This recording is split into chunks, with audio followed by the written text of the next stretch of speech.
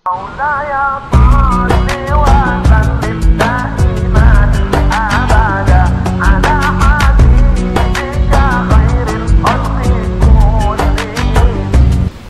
Assalamualaikum warahmatullahi wabarakatuh, sahabat Islam.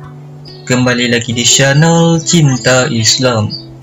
Pada video kali ini kita akan menceritakan kisah anak kecil yang sangat merindukan Rasulullah SAW.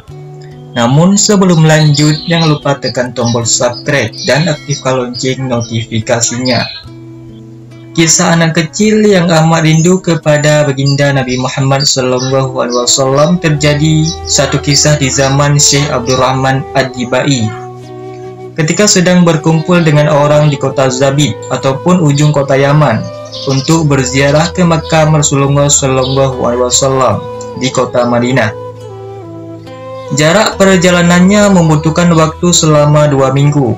Ketika rombongan tadi hendak bergerak ke kota Madinah, datang seorang anak kecil sekitar 8 tahun.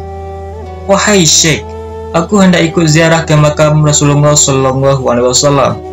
Tapi permintaan anak kecil itu tidak diizinkan oleh Syekh, karena kau nanti membuat susah. Orang hendak ke sini, kau hendak ke sana." Lalu Syekh bertanya kepada anak kecil itu, "Kenapa kau sangat ingin ikut?" Lalu anak itu berkata, "Wahai Syekh, percayalah, aku sangat rindu dengan Rasulullah SAW." Namun dijawabnya, "Sudahlah, kau tetap tak boleh ikut." Maka berjalanlah rombongan tadi. Setibanya di kota Madinah, tepatnya di makam Rasulullah SAW, terkejutlah Syekh Abdurrahman Ad-Dibai karena melihat anak kecil itu ada di hadapannya. "Wahai anak kecil, dari mana kau datang? Bagaimana kau bisa ikut? Ketika kalian berangkat, aku masuk dalam kotak ataupun peti ikut bersama rombongan ziarah ke makam Rasulullah SAW." Kata Syekh, "Aku tidak heran kalau kau masuk peti, tapi selama 2 minggu, kau makan dan minum dari mana?" "Wahai Syekh, sungguh aku dilupakan dari makan dan minum, karena sangat rindu kepada Rasulullah SAW." Anak kecil tadi pun bertanya, "Wahai Syekh, apakah benar tanah ini pernah dipijak Rasulullah SAW?" Kata Syekh. Kemudian Syekh itu menjawab, "Iya." Kemudian anak tersebut mengambil tanah itu, lalu diciumnya tanah tersebut. Terus anak kecil itu tiba-tiba roboh, seakan-akan pingsan. Rupanya anak kecil itu telah wafat. Anak kecil itu dikebumikan di luar kota Madinah karena orang luar. Kemudian semuanya terus mengerjakan umrah.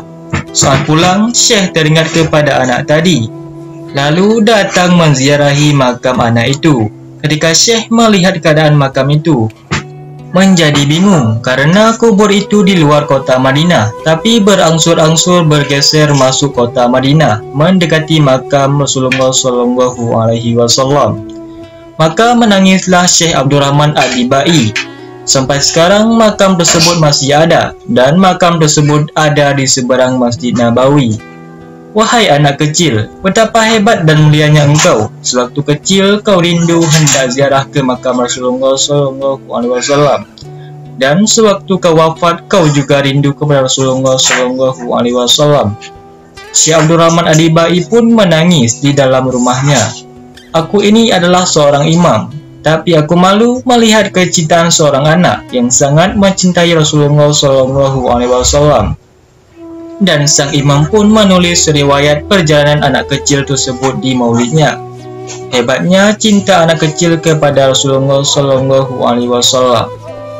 Wallahu a'lam bishawab. Semoga kisah ini bermanfaat dan dapat memberikan kita pelajaran.